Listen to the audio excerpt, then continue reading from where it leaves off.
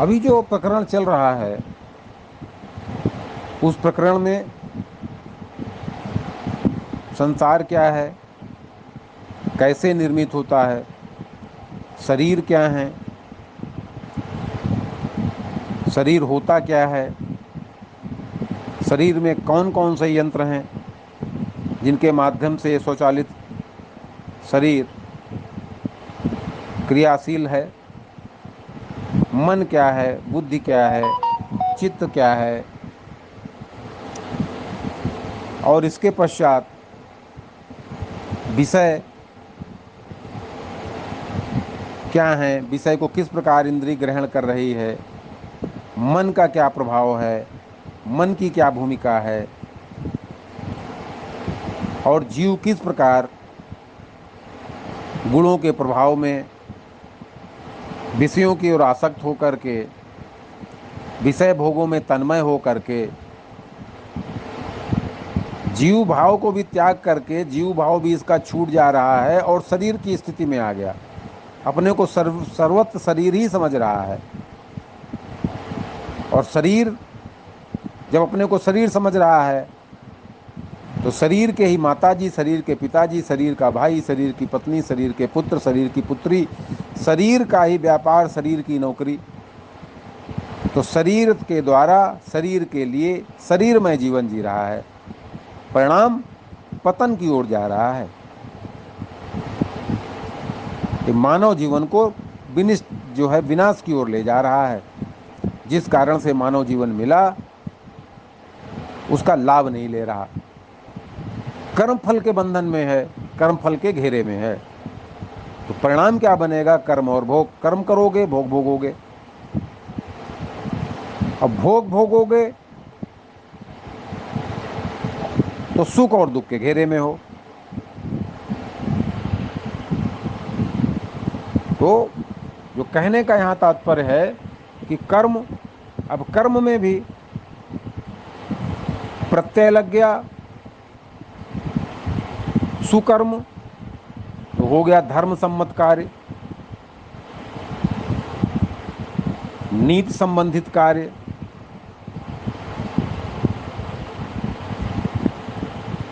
जिनकी समाज में मर्यादा प्रतिष्ठा है वो कार्य, ये हो गए सुकर्म। इनका परिणाम बनेगा शरीर रहते सुख, शरीर छोड़ने के बाद स्वर्ग। कुकर्म धर्म विरुद्ध कार्य, नीति विरुद्ध कार्य, जिनको स्वीकृत नहीं दी जाती, इनको करेंगे, दुख भोगेंगे। ये भगवत विधान के प्रतिकूल हैं। कल बताया था कि धर्म क्या होता है? धर्म भगवत संविधान होता है, भगवत विधान होता है जिस पर रहना चलना चाहिए। उसके प्रतिकूल कष्ट, परेशानी, दुख, शरीर छोड़ने के बाद नरक। फिर अकर्म, कर्ता भाव से रहित कर्म। कर्ता भाव नहीं रहेगा, कर्म फल में आसक्ति नहीं रहेगी। परिणाम स्वरूप आसक्ति रहित हैं। संसार में जब तक रहेंगे परमानंद, और शरीर छोड़ने के बाद परमधाम मोक्ष, आवागमन से मुक्ति। इसके अतिरिक्त विकर्म, विकर्म पर चर्चा जब परमात्मा का विषय लेंगे वहां पर करेंगे। विप्रत्यय लगने से कर्म में दो तरह की ध्वनि उत्पन्न हो जाती है, तो इसको विस्तार से वहीं लेंगे, ये वहीं का विषय है। फिर अब इन्हीं को घूम घुमा कर कोई निष्काम कर्म कहेगा, कोई निकर्म कहेगा। तो यहाँ पर ना हम आपको व्याकरण पढ़ा रहे हैं, ना हम संस्कृत पढ़ाने के लिए बैठे हैं।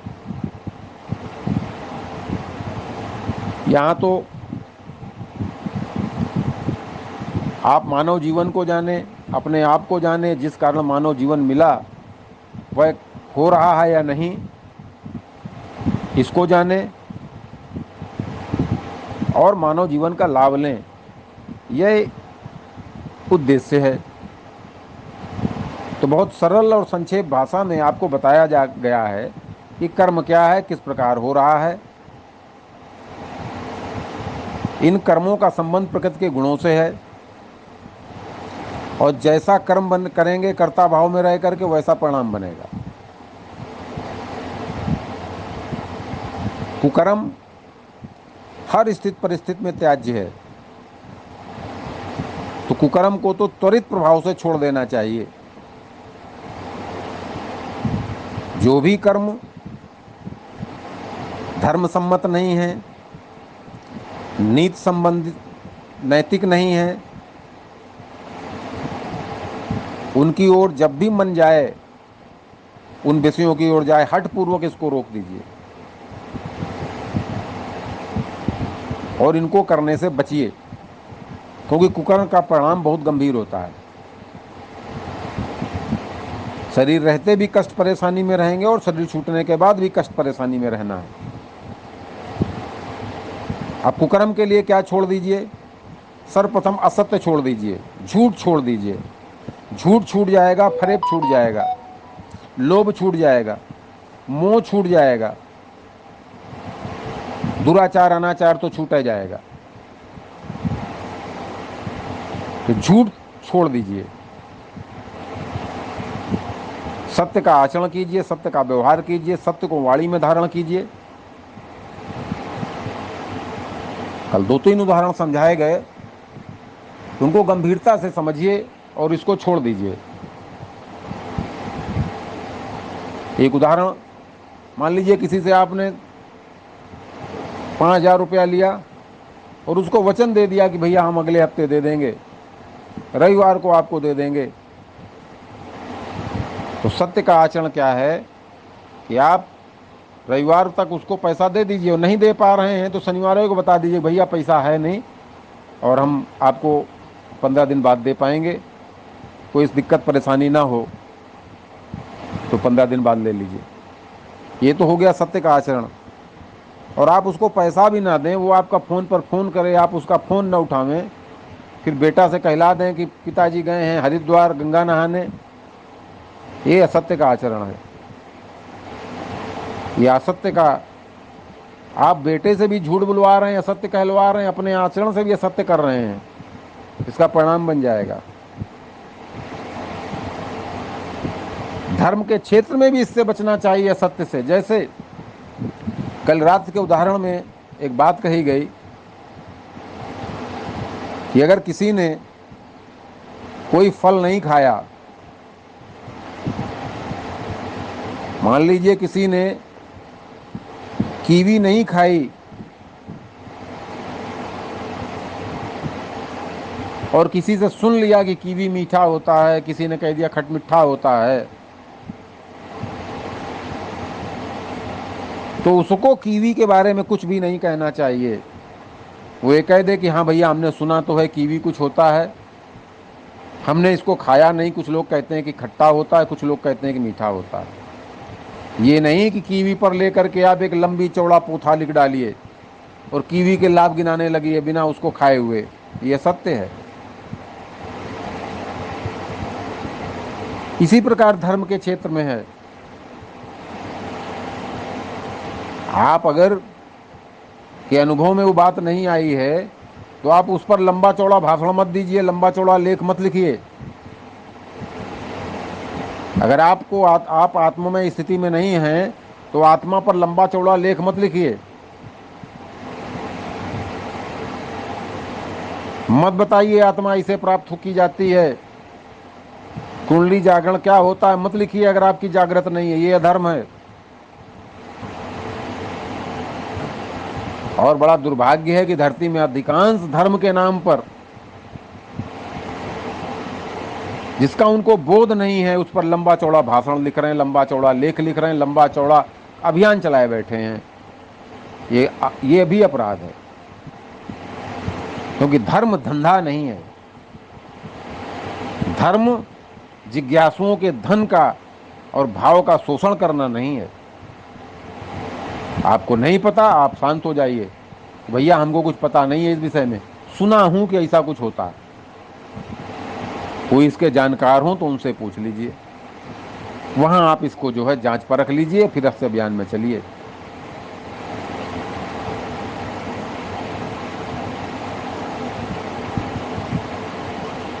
क्योंकि धर्म मूल रूप से विज्ञान सहित ज्ञान है,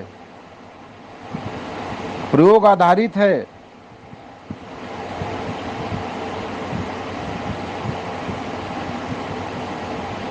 तो कुल मिलाकर कुकर्म से बचिए,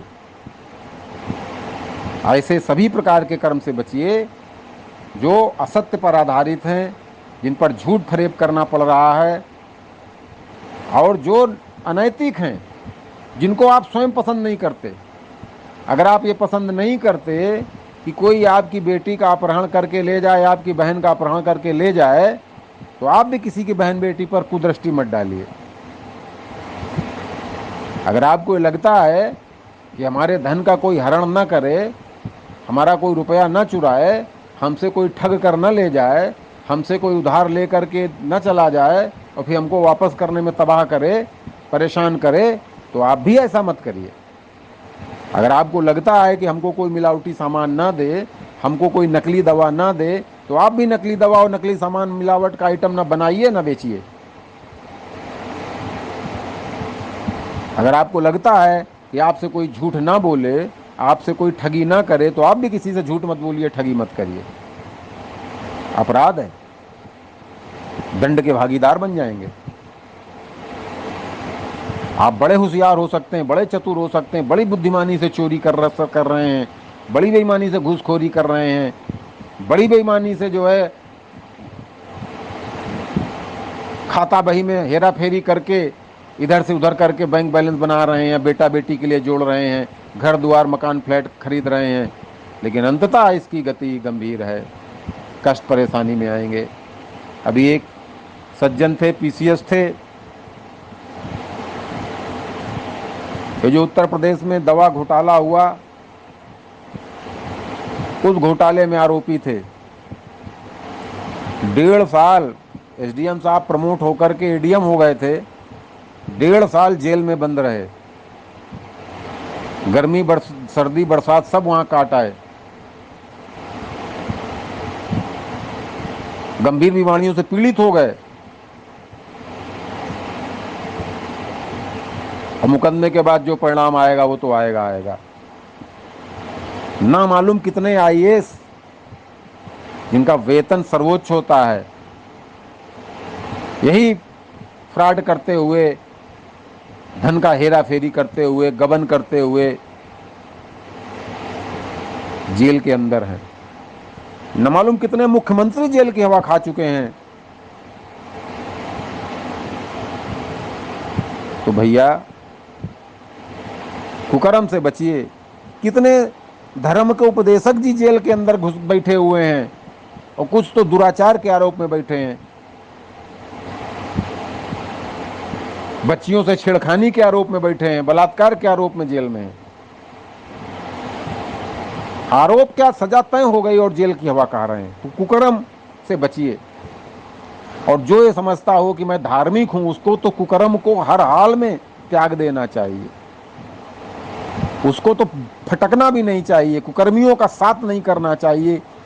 वो कुकर्मी चाहे उसका पिता हो, चाहे माता हो, चाहे भाई हो, चाहे बंधु हो, त्याग देना चाहिए। जरई सो संपत्ति सदन सुख, मातु पिता अरु भाई, सन्मुख परत जो राम पद, भगवत पद, धर्म पद, हरस न होए सहाय। तो ऐसों को छोड़ देना चाहिए, त्याग देना चाहिए, इसमें कोई अपराध नहीं है। जो आपको कुकर्म में प्रवृत्त करे उसको तुरंत त्याग देना चाहिए, इसमें कोई अपराध नहीं है। रत्नाकर डाकू ने त्यागा था, तब वाल्मीकि हो गया। अंगुलीमाल ने त्यागा, तो ऐसों को त्याग ही देना चाहिए। इसी में जीव का हित है, क्योंकि जीव जब शरीर छोड़ेगा तो ना वहाँ भाई साथ खड़ा होगा, ना बंधु, ना पत्नी, ना पिता, ना भाई, ना बेटा, ना बेटी, कुछ नहीं खड़ा होगा साथ में। धन संपत्ति छोड़ दीजिए, वहाँ आपके कर्मों का हिसाब अकेले होगा। तो भैया बारंबार आग्रह है, मानव जन्म अनमोल है, इसे विषय भोगों में लगा करके खा चबा मत डालिए, इसका लाभ लीजिए, कुकर्म त्याग दीजिए। अब जब सुकर्म पर आएंगे तो सुकर्म धर्म सम्मत कर्म है।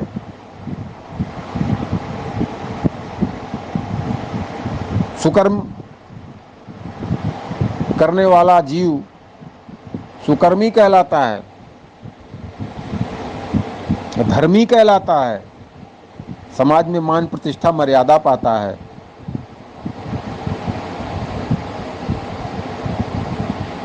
सुकर्म में क्या है? सत्य का व्यवहार करिए वाणी से। आपकी वाणी में सत्य होना चाहिए, आचरण में सत्य होना चाहिए, व्यवहार में सत्य होना चाहिए। जो कुछ भी संसार में करें सत्य उसमें होना चाहिए। आपको लोग झूठा, मक्कार, फरेबी, छली न कहें। चाहे व्यापार करिए, वाणिज्य करिए, नौकरी चाकरी, जो कुछ भी करिए, धर्मोपदेशक बन जाइए, पंडित जी बन जाइए। कल बताया था पंडित जी को क्या करना चाहिए। शिक्षक जी हो जाइए, सत्य का व्यवहार करिए।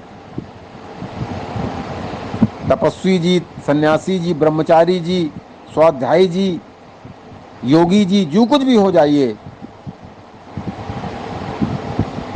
कलेक्टर, डॉक्टर, मंत्री,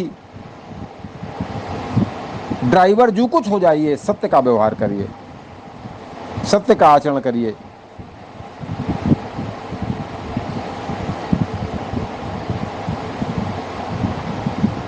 क्योंकि ये सत्य का आचरण आपको धर्म के निकट लाएगा। नहीं सत्यात परो धर्मा, धर्म से श्रेष्ठ सत्य में कुछ नहीं है। सत्य को पकड़ लीजिए और सदाचार पर आइए। सद शब्द परमात्मा से संबंधित है। सदाचार पर रहिए, संयमित जीवन जिए। अब संयम क्या होगा? जो भी विषय ग्रहण कर रहे हैं उन विषयों के प्रति संयम, भोजन संयमित, सुन रहे हैं कुछ संयमित, बोल रहे हैं संयमित, देख रहे हैं संयमित, सब में संयम लाइए। शरीर पोषण के लिए भोजन ग्रहण करिए। तुम कितना सुंदर से सुंदर भोजन ग्रहण कर लें, उसका गंध, उसका कलेवर, रूप रंग, अंततः वो भोजन होगा कार्बोहाइड्रेट, प्रोटीन, फैट, मिनरल और विटामिन। तो जो कुछ भी ग्रहण करिए ये समझ कर ग्रहण करिए कि शरीर की पुष्टि के लिए है, जिह्वा के स्वाद के लिए नहीं ग्रहण करना है।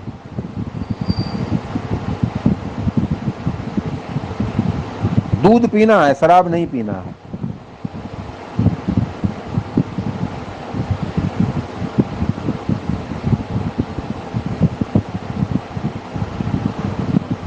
तो सुकर्म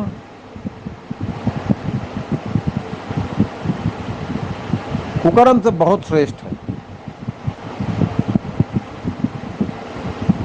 और सर्वश्रेष्ठ तो अकर्म है। सर्वश्रेष्ठ अकर्म है और कुकर्म निकृष्टतम है। बीच में सुकर्म आ जाता है। अब यहां पर भी दो स्थितियां हो जाती हैं। एक, कर्ता भाव से कर्म होता है लेकिन फल की कामना नहीं रहती। ये भी एक खास बात हो जाती है इसमें।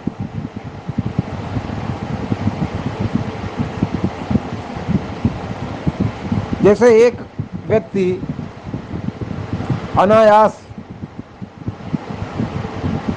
सड़क किनारे छोटे छोटे फूल के पौधे लगे हैं, उनको उखाड़ता फेंकता जा रहा है, कर्ता भाव से कर रहा है, लेकिन कामना नहीं है, वहां निष्काम है, परिणाम नहीं सोच रहा है कि हम क्यों कर रहे हैं।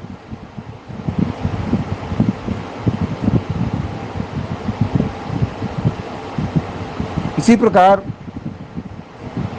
सुकर्म भी हो जाता है। अब चूंकि ये पौधों को क्षति पहुंचा रहा है, जिनका इससे कोई लेना देना नहीं है, किसी भले प्राणी ने उनको लगा रखा है कि ऑक्सीजन जो है इससे निकलेगी, या फूल तो है थोड़ा वातावरण अच्छा करेंगे, तो कर तो कुकर्म में रहा है। और सुकर्म भी इसी प्रकार का होता है कि भैया निकले, बरसात का समय है, रास्ते में गुठलियां लगा दिए, बीज डाल दिए, कोई आसक्ति नहीं है कि इनमें वृक्ष निकलेगा, फल होगा, हम खाएंगे, कुछ नहीं, बस कर्ता भाव से करे जा रहे हैं कि हम लगाए दे रहे हैं, निकल आए तो ठीक, नहीं निकल आए तो ठीक।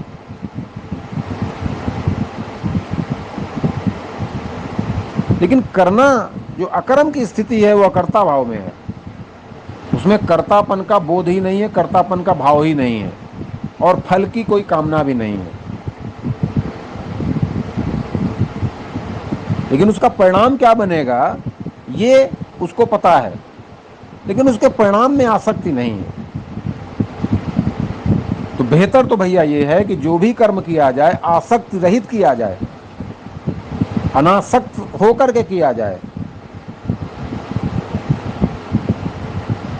क्योंकि जो अनासक्त भाव से कर्म किया जाएगा, फल की कामना के बिना कर्म किया जाएगा,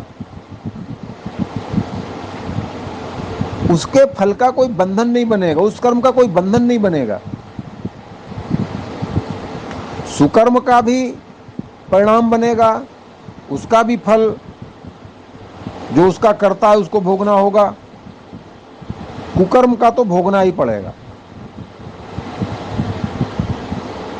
तो बेहतर तो यह है कि आसक्ति रहित होकर के, कामना रहित होकर के, ममता रहित होकर के, अहंकार रहित होकर के जो कर्म होगा वह सर्वश्रेष्ठ होगा। तो कुकर्म से बचिए, हर हालत में कुकर्म से बचिए, और बेहतर तो यही है कि अकर्म में स्थित होइए। लेकिन जब तक अकर्म में स्थित नहीं हो रहे हैं तब तक कुकर्म से तो बचिए बचिए। कुकर्म अत्यधिक हानिकर है, अत्यधिक क्षति पहुंचाने वाला है, जीव को कष्ट और परेशानी में रखने वाला है।